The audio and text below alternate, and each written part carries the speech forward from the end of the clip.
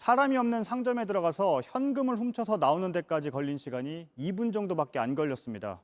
더 황당한 건 붙잡고 보니 중학생들이었다는 겁니다. 최근 온라인 중고거래 사이트에 장애인을 판다고 글을 올린 사람도 추적을 해보니 10대였습니다. 네, 단순한 일탈 정도로 볼 수가 있을까요?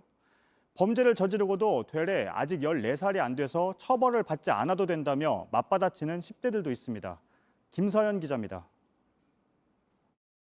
무인 상점에 두 남성이 들어섭니다. 익숙한 듯 한 명이 망을 보고 다른 한 명은 뾰족한 물건을 꺼내 자물쇠를 열기 시작합니다. 30초 만에 금고가 열리고 가방에 현금을 담아 떠납니다. 범행에 걸린 시간은 2분 남짓이었습니다.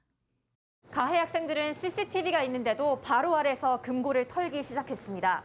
불과 50여 미터 거리에 파출소가 있었지만 대범하게 범행을 저지른 겁니다. 같은 날 인근의 다른 무인 상점도 피해를 봤습니다. 이들은 20분 만에 상점 두 곳에서 80만 원 가량의 현금을 훔쳤습니다. 알고 보니 만 14살 미만의 중학생들이었습니다.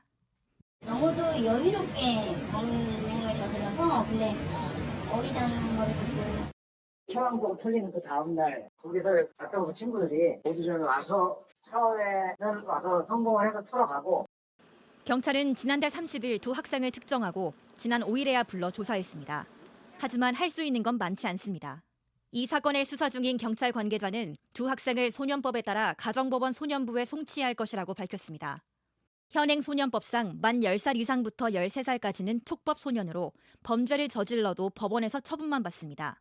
만 14살 이상 또는 성인처럼 직접적인 형사처벌을 받지 않는 겁니다. 아무 처벌도 없이 하면 그거를 이용해서 그 일을 또 하고 할 수도 있지 않나 생각이 가슴이 설레요.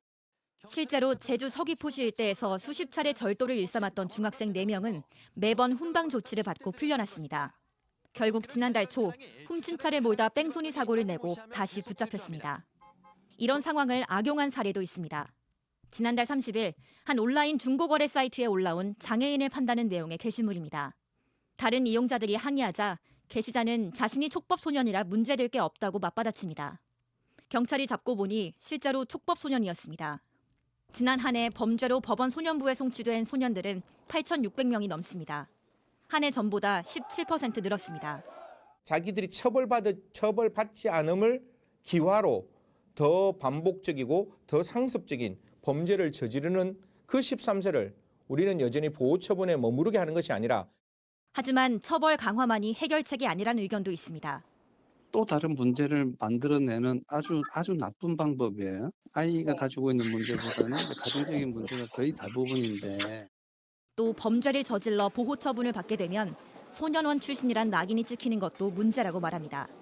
JTBC 김서연입니다.